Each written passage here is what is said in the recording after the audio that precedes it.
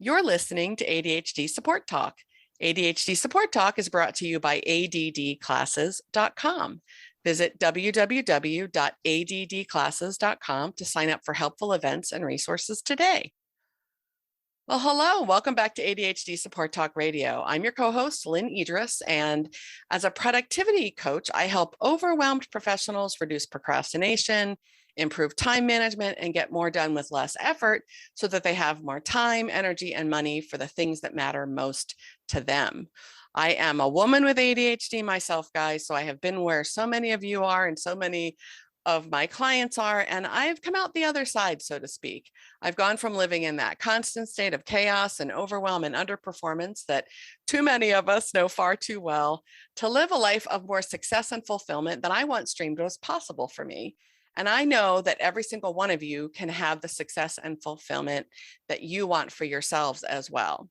So you can learn more about me, what I do, and the programs and services I offer at www.coachingadvantages.com. And when you text the keyword hack, that's HACK, to the number 33777, I'll send you my 7 foolproof productivity hacks to help you add hours of free time to your weeks by investing just a few smart minutes each day. Well, I am excited today to have with me Adam Coutts, and in a moment, we're going to talk about what I think is a really helpful and important topic for a lot of adults with ADHD, and that is mindfulness meditation. Adam's going to help us sort of crack the code on mindfulness meditation for ADHD, so to speak. So welcome to the podcast, Adam. Thank you so much, Lynn. I appreciate the opportunity to be here. I'm excited to have you here because I think you have a kind of a different take on things, a different look, and a way to talk about it that's going to be really helpful for our listeners. But first, tell our listeners a little bit about you, what you do, where they can learn more about you, that sort of thing. Well, I've been teaching meditation for 20 years. I've done personally daily mindfulness meditation for about 30 years. Wow. And when I was younger, I lived in monasteries in America and Asia for about 4 years. And my website is intromeditation.com. There's all sorts of stuff there, including the opportunity to sign up for my email list. And I will be having a mindfulness for ADHD course coming up. Probably it's in June. I may postpone that, but that's up on my website in the upcoming courses section. Awesome. And that's June of 2022 when this is being recorded. Good point. Yes. Thanks for clarifying that. Yep. Well, tell our listeners a little bit about you, your journey, what your path was with meditation and ADHD, your own path. Yeah, I appreciate that. My experience in elementary school and high school, I think, was similar to many ADHD people. Looking back on all my report cards, pretty much every single one said does not live up to his expectations. I think I had a lot of problems getting through high school, and I think a lot of my teachers said, you know, he's so bright, but so disorganized and gets to class late, and you know, his homework gets handed in late, etc. And when I first encountered meditation when I was in college, it just felt completely compelling to me. It felt like, you know, the clouds parted and I was like, this is for me. I've been looking for this without even knowing it. And I started meditating regularly, and I graduated college with honors. So there was a turnaround there. I think I started with just a couple minutes per day and then gradually worked my way up. When I felt ready, I moved up to 5 minutes and 10 minutes. And I will say the first few times I meditated were completely overwhelming. I was flooded with memories and very strong emotions and urges and colorful visions. And I felt like I wanted to run away. I felt like I was burning. I felt like I wanted to do anything but this. And I've been told that some ADHD people, when first meditating, that's sort of their experience of incredible overwhelm. But it doesn't last forever. I think there's a lot of things within us that meditation can help with, where it's like a battery running down its charge. And the more you can tolerate it and open to it and experience it, the more that battery runs down, and the more experience does become of groundedness and openness and spaciousness and ease and all the things that meditation hypothetically the promise of meditation, the things that people look for in it. So I went from there, and meditation, as I said, I lived in monasteries for 4 years, so it became a huge part of my life. I started teaching 10 years later. So I figure with most meditators, it doesn't become that much of a foreground and high priority for them. Yet I think a person even meditating 5 minutes, a few times a week, even at that level of commitment, a person can often see tangible and measurable positive changes. And that's huge. I mean, it's something that is really helpful for so many of us, but it's also something that's really difficult for a lot of people with ADHD, right? Is there Yeah. anything that you suggest? I mean, how do you address the difficulty that so many of us have with ADHD? Any suggestions? Yeah, I appreciate the question. Well, like I said, I think starting small is a great way to go. I think there's ways to make meditation more intense for oneself and make it sort of tamp down the difficulty level. And I'll give a few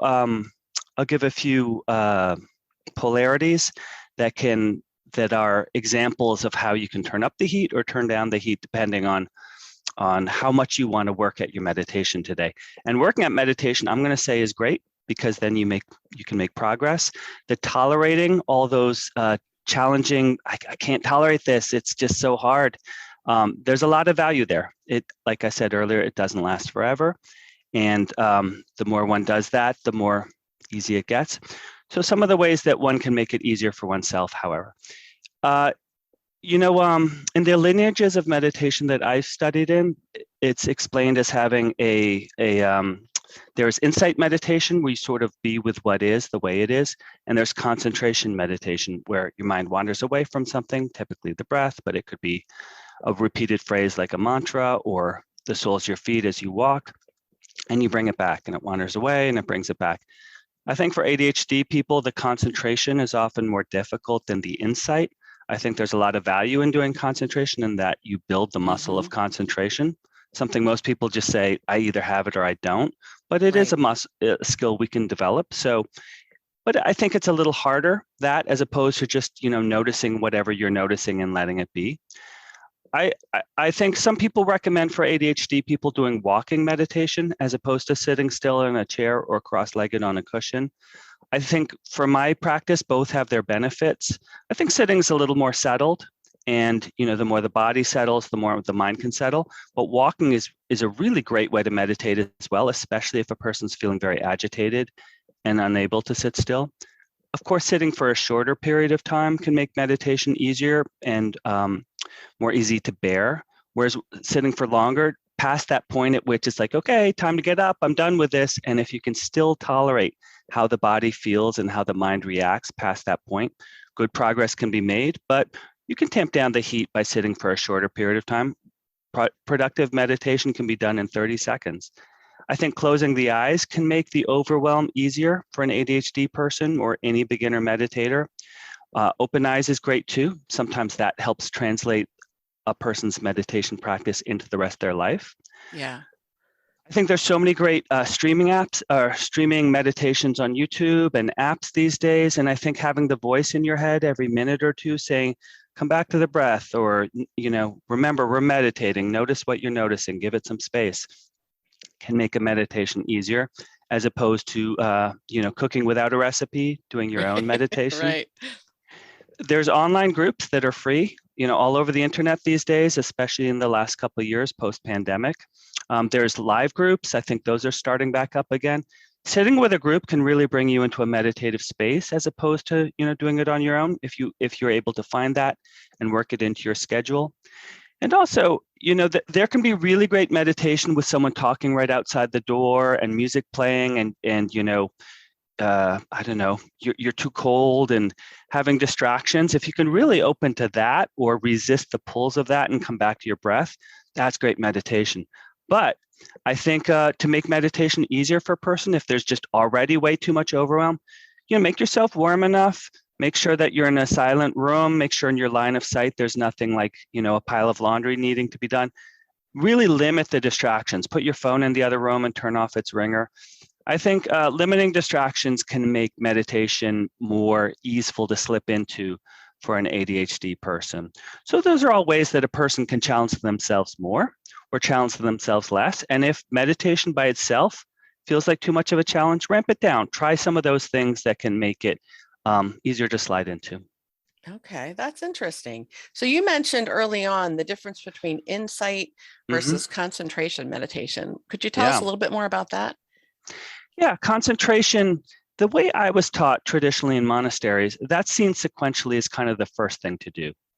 And it's relatively mechanistic. It's like, again, if I was to focus on the breath, the most common meditation practice in the world, you can find it in every world religion. It's something a lot of psychotherapists and life coaches recommend. So I pick a place to watch the breath. The two places I recommend to students are either the ring of the nostrils, which is highly sensitive, or the pit of the belly, which is very grounding. So I bring my attention there and I aim for continuity of contact. And unless a person meditates in a cave in the Himalayas for 10 years, or their apartment building for 10 years, you're probably not going to have much continuity of contact. You're going to notice itches and tingles and soreness in the body. You're going to notice sounds in the environment around you. You're going to have visual thinking, pictures and movies in the mind's eye. You're going to have verbal, conversational, auditory, evaluative thinking. All that's going to pop up. And there's nothing wrong with that. That's fully part of the meditation. And noticing that all that is happening is good meditation. I hear from so many people, I can't meditate because I can't clear my mind. Right. You absolutely don't have to clear your mind. Noticing your spinning thoughts, noticing all the sensations in your body, fully part of the meditation. You can learn a lot about where your awareness typically goes by just noticing in meditation. Oh, it keeps going to that place that's not the breath. So then you patiently and spaciously bring it back to the breath. And then it wanders away, you bring it back. 10,000 times it wanders away. 10,001 times, you just simply, patiently, with no sort of sense of self-criticism, just a sort of a sense of gentleness, bring it back to the breath. That grows that muscle of concentration. And So that's huge. Because yeah, I mean, that absolutely. was one of you and I had talked about that the first time we spoke and talked about doing a podcast episode. And many, many moons ago, my first sort of parlay into meditation, my thought personally had always been that I needed to clear my mind. That was kind of my perception of it.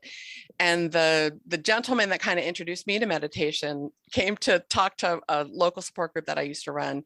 And he said, the first thing I'm going to tell you is that some of the benefit that you get from meditation when you have ADHD is the ability to redirect those inevitable thoughts and sensations and bring them back. So we're not expecting you, and you shouldn't be expecting yourself, to literally be able to clear your mind and keep it that way. Definitely. That's part of how you kind of grow that muscle of noticing your attention wandering and redirecting it back to, whatever it is that you're intending to focus on. And I think that's really important for a lot of us to understand, right? Especially with ADHD, it's really hard to regulate what pops in.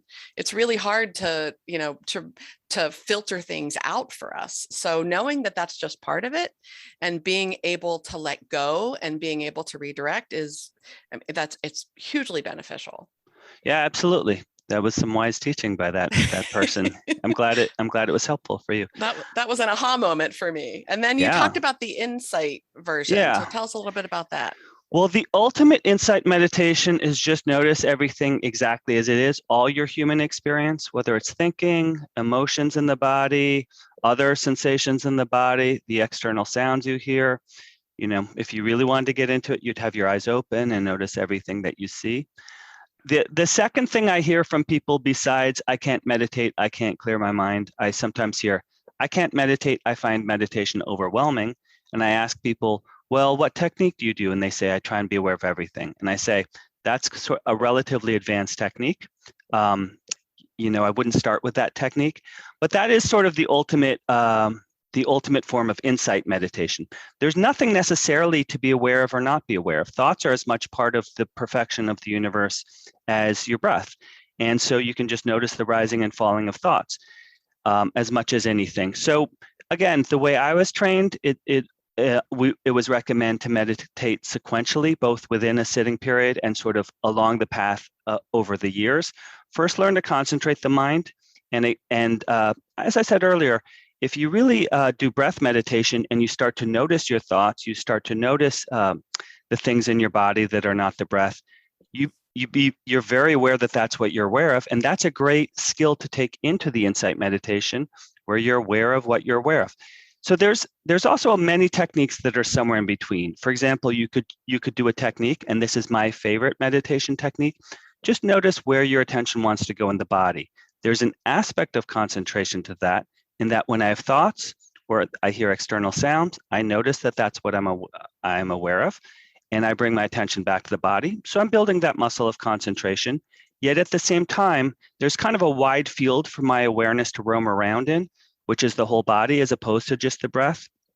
So it's kind of somewhere in between, just the ultimate insight of just let your attention go wherever it goes and bring your attention there, versus tether your attention to something relatively narrow. I will say that being aware of my body is my favorite meditation technique. I've done it pretty much every day for 30 years. I think it's so great for self-soothing when I'm late to visit a friend, and unfortunately that's been a big part of my adult life. Just as I drive there, just feeling my body. When I arrive there, I'm more open, I'm more grounded, I'm more available to really connect with my friend in an authentic way. I'm more self-forgiving. When I feel at all agitated about something, just feeling where in my body I feel that agitation can really soothe me. If I feel interpersonal anxiety, I'm talking to someone and, do they like me? Am I enough as a person? Just noticing where that spinning energy is happening in my body, where energy might feel blocked, and just being friendly with it, just noticing it, just feeling it exactly as it is, giving it some space. That tends to really calm me down, bring me into the moment, get me back to my own dignity, my own sense of my own self-friendliness. So that's a technique that's, again, more insight than, say, breath meditation, but it does have a concentration aspect to it, and is so useful in so many areas of life in my experience. Again, just notice where in your body your attention is drawn, where you feel sensations, give it some friendliness, give it some space, try and feel it as deeply as you can. After a couple seconds, see where else it wants to go. I've done it long enough that I can do it while talking to another person. That's probably something that would take a while for a beginner meditator. But if it's something that a person, especially if they're feeling strongly emotional, but also when they're not, wants to give some of their full attention to, that's a technique that I find can give a lot of blessings for an ADHD person. That's amazing. And it's the you called it, I think, friendliness. There's an acceptance there, and a non-judgmental just acknowledgement that I think is really important. So you're not beating up on yourself for being late to meet your friend. You're not beating up on yourself for, whatever shortcoming it is that you're feeling, insecure about in the moment, or whatever's going on. You're accepting it, you're feeling it, and you're kind of letting it be. I think there's a lot of power in that too. Absolutely. I'm not going to say when I'm late to meet a friend, there's no self-beating up. Oh, but, no, of course not. Right. Yeah. But the feeling the body helps generate that self-friendliness that kind of abates it over time. It gives me a tool, something to work with when I am feeling like, oh man, why'd I do this again? I promised myself I'd never do this. I also find in general, another technique that I really like to do is repeating a phrase. You could call it a mantra, but mantra, I think, makes a person think of an Asian religion or something mystical, shmistical. But mantra can be as simple as a self-affirming phrase, something that works for you or something that a coach gives you or something. My favorite mantra is, may I be happy and healthy. May I be friendly, patient, and forgiving with myself. And just repeating that and really feeling those words in my body and just bring my attention to that repeated phrase the way I might my breath as a concentration meditation. That really is such a powerful tool for creating that self-friendliness and that self-forgiveness when when I'm beating up on myself for something.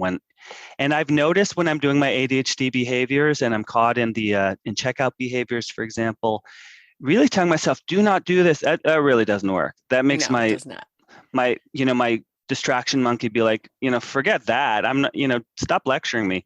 Whereas if I really say my mantra, may I be happy and healthy, may I be friendly, what is it? Friendly, patient, and forgiving with myself, then all of a sudden I'm like, oh yeah, I want to do my life. And I come back to answering my emails or cleaning the house or whatever it was that was seeming onerous beforehand. There's a softening, there's sort of a feeling of warmth, there's kind of a relaxation and ease in my body, and just reality becomes more of a friendly thing. So that's another technique that I find, as ADHD people, there can be so much shame. There can be so Oh much my of gosh, yes. a legacy of failure and, so much rejection from other people. And those of us that are working on it and have developed some tools and are in a path of growth, there's less than it would have if we weren't doing all that stuff. And yet still, I think I can speak for myself, there's still challenges in life. And that repeated phrase can really create some sugar for the bitter coffee. It can really I create like some that. ease. I like that. And it shifts you. I always remind my clients, one of the things I say all the time, and I'm sure lots of listeners have heard me say this before, but when you are stuck in a mindset, when you are focused on blame and shame and self-flagellation, and here I go again, I did it again, and I'm never going to change, or I always end up in here, or this is always hard for me, or I'm never going to, whatever that kind of ugly self-talk that I always call it the blame and shame spiral. When you're there, you are 180 degrees from where you need to be to take action in a positive way, to solve the problem in a positive way. That I had not thought of that, but that particular meditation or mantra, or however it is that you want to think about it, frame it, is a great way to shift out of that. Yeah, Because that is self-defeating. That is a cycle that is self-perpetuating that we have to absolutely. learn how to break in positive ways. I love And there, that. That's awesome. And there's a lot of different ways to do it. As I imagine, you've probably taught many of your listeners and your coaching Mm-hmm. clients. That's one thing that's one that I think is great. And a person can make up whatever phrase feels good to them. If a person is working on sobriety, a person could say, "I'm comfortable and easeful in sobriety," or "I have all I need in life. Without alcohol, life is nourishing and fulfilling." That's something that a person could sit there for 5 minutes, 1 minute, half an hour, however long they have time for and an appetite for, repeating that phrase, really letting the words sink in.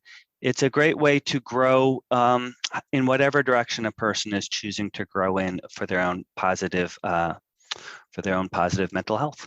I love that. I really love that. It's really good stuff. I think, there are so many different opportunities for meditation, and there are so many different ways that meditation can help us with ADHD, Hmm. help us be more aware of our thoughts, help us be more aware of the thoughts that are not serving us well and start to shift them, but also, being more aware of our attention and being more aware of our ability to regulate our attention. It really, I mean, that's an important muscle for a lot of us to flex and to continue to grow and develop.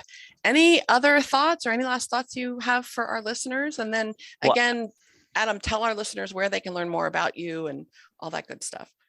I appreciate that. I'm going to comment on what you just said in terms of being aware of our thoughts. I said earlier that if a person's mind really wanders while they're trying to focus on the breath and they notice that they're thinking, that is good meditation. And I think, as you said, I think being aware when we're thinking, that we're thinking, what we're thinking is one of the blessings of meditation. Yes. I think, we're talking about the negative self-talk. I think the first step towards doing something about negative self-talk is realizing it's happening. I Yes. think meditation can be great for that. I think we also get into destructive hyperfocus as ADHD people. We're locked into reading about Louis the 16th when we actually have a report to turn in, and clicking from one Wikipedia to another. And I think just, oh yeah, what am I doing right now? Oh, I'm on Wikipedia. I think today I had 3 goals for myself. I put it on the sticky note next to the computer monitor. So I think that waking up and realizing what you're doing and what you're thinking about in meditation, that it's not the breath, that's a transferable skill that's so Yes. helpful with destructive hyperfocus.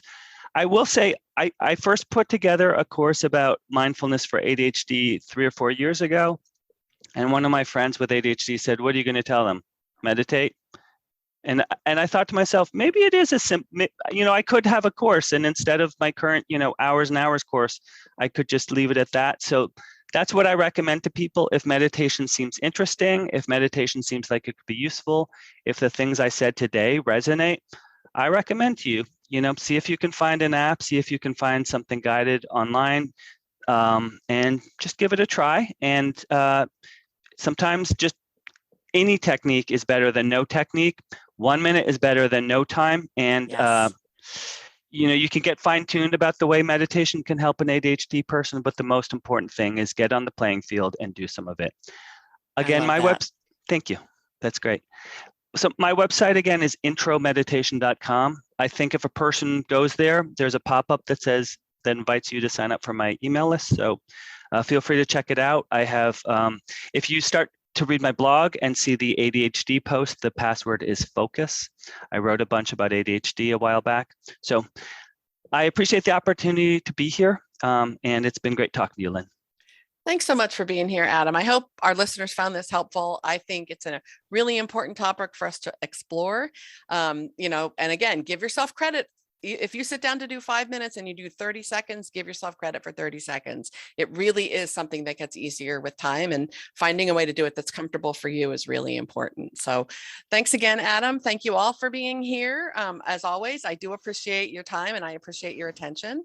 If you want to join us in the ADHD Support Talk Facebook group to connect, suggest topics, suggest guests, we are always more than happy and more than open to having more members join us.